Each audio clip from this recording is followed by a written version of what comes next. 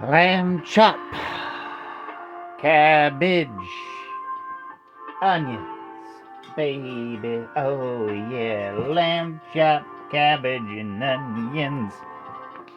That's what I had for din, baby. Yeah, lamb chop, cabbage, and onions.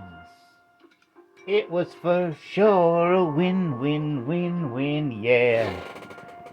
Lamb chop, cabbage, and onions. It was for dinner.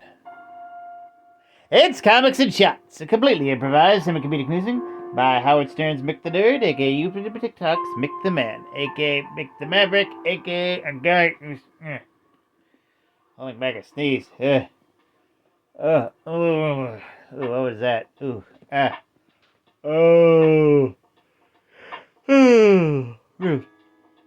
Today's subject,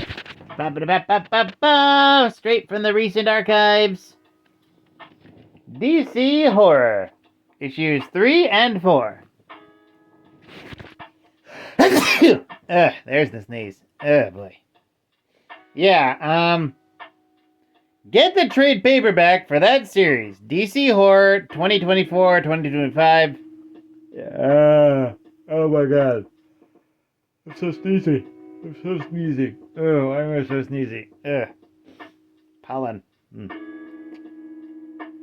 Yeah, because it goes in directions you wouldn't expect. Like, not just like typical apocalypse directions, which they go in. They did a good Batman one where it's like Abby Arcane causes a plant apocalypse or something.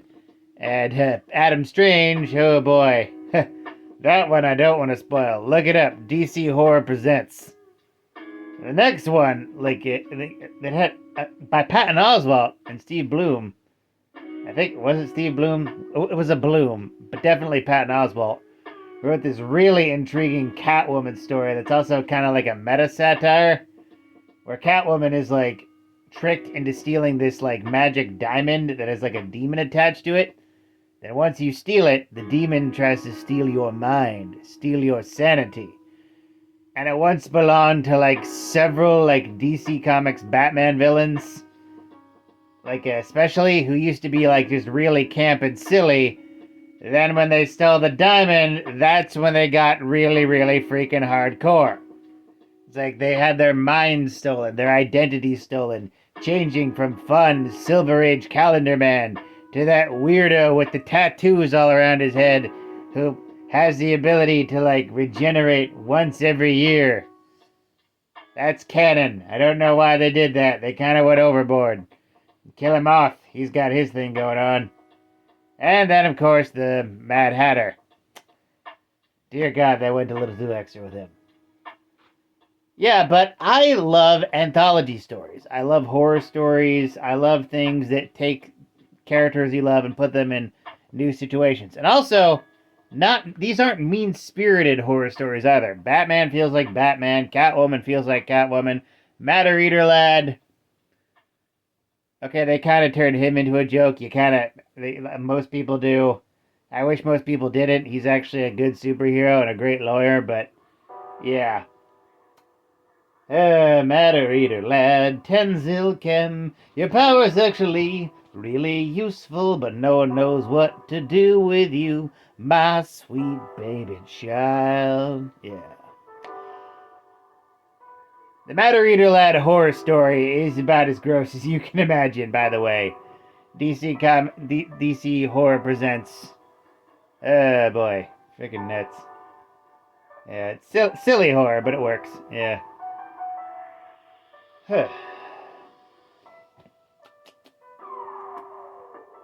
I'm down for more horror anytime. I also have an old issue of, like, a House of Secrets burning a hole in my comic book pile around here. That'll be around one of these days.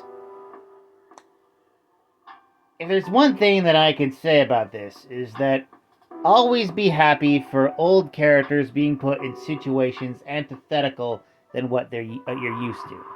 There's always a million ways for old things to be used in new ways, especially in horrific ways, especially in humorous ways, especially in romantic ways. Who knows? Always go off the beaten path and try something new. And DC Horror Presents gives you that newness. DC Horror Presents 1 through 4, like 1 million out of a million hamburgers. Just for existing in itself. Yeah. With that, like, comment, and subscribe. Donate if you're feeling nice. Share it with a bear. And always remember, praise be to the Blood Elk, fear the Stabopotamus, and death to Kronos.